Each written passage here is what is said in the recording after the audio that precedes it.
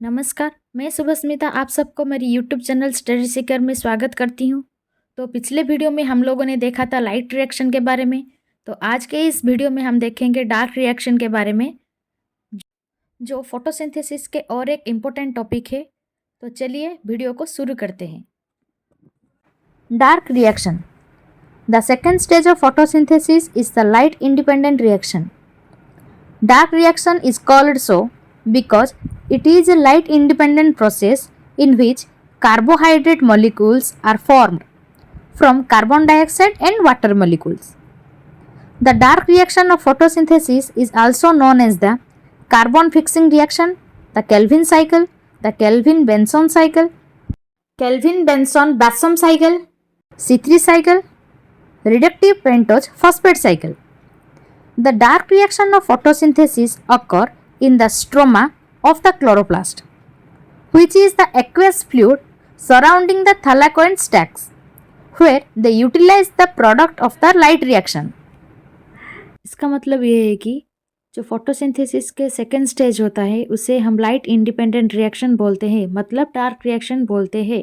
Dark reaction का मतलब है अंधकार प्रक्रिया, और इसे डार्क रिएक्शन इसलिए कहा जाता है कि ये एक लाइट इंडिपेंडेंट प्रोसेस है जिसमें carbohydrate molecule carbon dioxide and water molecule से फॉर्म होता है। तो डार्क रिएक्शन को हम दूसरे नाम से भी जानते हैं, जैसे कि carbon fixing reaction, Calvin cycle, Calvin Benson cycle, Calvin Benson Bassham, C3 cycle, reductive pentose phosphate cycle. ठीक है, ये जो डार्क रिएक्शन होता है जो फोटोसिंथेसिस के, ये कहाँ पर होता है ना, क्लोरोप्लास्ट के स्ट्रोमा में होता है, जो कि एक फ्लूइड होता है और थाइलाकोइड को सराउंड करके रहता है। ठीक है, जहाँ पर कि लाइट रिएक्शन से निकला हुआ प्रोडक्ट यूटिलाइज होता है। The dark phase of photosynthesis is the genuine stage where food is synthesised by the plants and it utilises the energy created by the light reaction. The dark reaction of photosynthesis utilizes ATP and NADPH to create energy molecules. It does not require any photosystem. Photolysis of water does not happen. The C3 and C4 cycle are involved in the dark phase of the photosynthesis. इसका मतलब ये है कि photosynthesis के जो dark phase होता है ये एक जेन्युइन मतलब रियल स्टेज है जहाँ पर कि फूड सिंथेसाइज्ड होता है, मतलब फूड प्रिपेयर होता है। किसके द्वारा ना, प्लांट्स के द्वारा। और क्या होता है ना, यहाँ पर लाइट रिएक्शन में जो एनर्जी क्रिएट होता है यहाँ पर वो यूटिलाइज होता है। डार्क रिएक्शन में क्या होता है ना, डार्क रिएक्शन एनर्जी मॉलिक्यूल को क्रिएट करने के लिए ATP और NADPH को यूटिलाइज करता है, और यहाँ पर फोटो सिस्टम की ज़रूरत नहीं होती है, मतलब जो फोटो सिस्टम 1 एंड 2। और यहाँ पर क्या नहीं होता है ना, फोटोलाइसिस नहीं होता है, मतलब वाटर जो होता है ना वो स्प्लिट नहीं होती है। ठीक है, और फोटोसिंथेसिस के डार्क फेज में C3 and C4 cycle involve होता है। It takes place in the absence of sunlight. Plants make use of ATP and NADPH produced by light reaction to reduce carbon dioxide and other compound and produce glucose.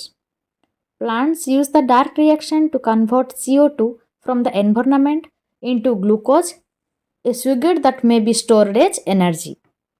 This cyclic chain of reaction were discovered in the year 1950 by a group of scientists at the University of California.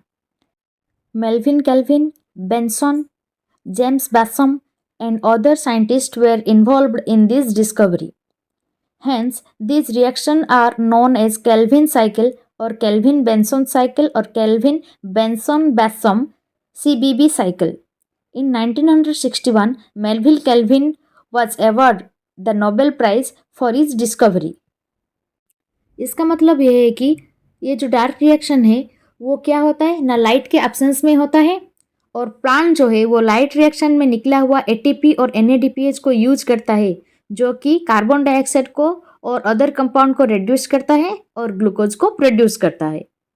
ठीक है, dark reaction में क्या होता है ना, plants जो है वो एनवायरनमेंट के CO2 को ग्लूकोज में कन्वर्ट करता है, और शुगर जो है वो एनर्जी की तरह स्टोर होता है। ये जो साइक्लिक चेन ऑफ रिएक्शन है ये कैलिफोर्निया के यूनिवर्सिटी में 1950 में कुछ साइंटिस्ट के द्वारा डिस्कवर किया गया था, जिनका नाम है Melvin Calvin, Benson and Bassham and other scientist.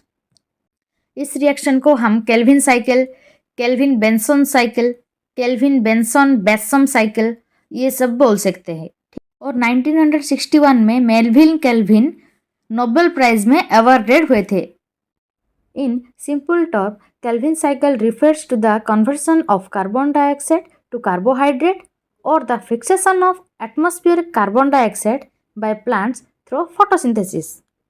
Plants which undergo this cycle of reaction are known as C3 plant. Example: rice, wheat, barley, peanut, etc. There are different pathways of CO2 fixation in different species of plants. These pathways are Kelvin cycle, H and Slack cycle, Kemp pathway. इसका मतलब यह है कि Calvin cycle जो है वो carbon dioxide को carbohydrate में कन्वर्ट करना या फिर फोटोसिंथेसिस के माध्यम से प्लांट के द्वारा एटमॉस्फेयर में प्रेजेंट हुआ कार्बन डाइऑक्साइड को फिक्सेशन करने को रिफर करता है। तो प्लांट्स जो इस साइकिल में इन्वॉल्व होता है उसे हम C3 प्लांट्स कहते हैं, जैसे कि rice, wheat, barley, peanut etc. ठीक है। और डिफरेंट प्लांट में डिफरेंट टाइप ऑफ पाथवे होता है, किसके लिए ना, CO2 फिक्सेशन करने के लिए। तो some pathway are Calvin cycle, H and slack cycle and कैम्प पाथवे। तो आज के लिए इतना ही। तो अगले वीडियो में हम इन तीनों पाथवे के बारे में जानेंगे। अगर वीडियो आप सबको अच्छी लगी तो लाइक, शेयर एंड सब्सक्राइब जरूर करना।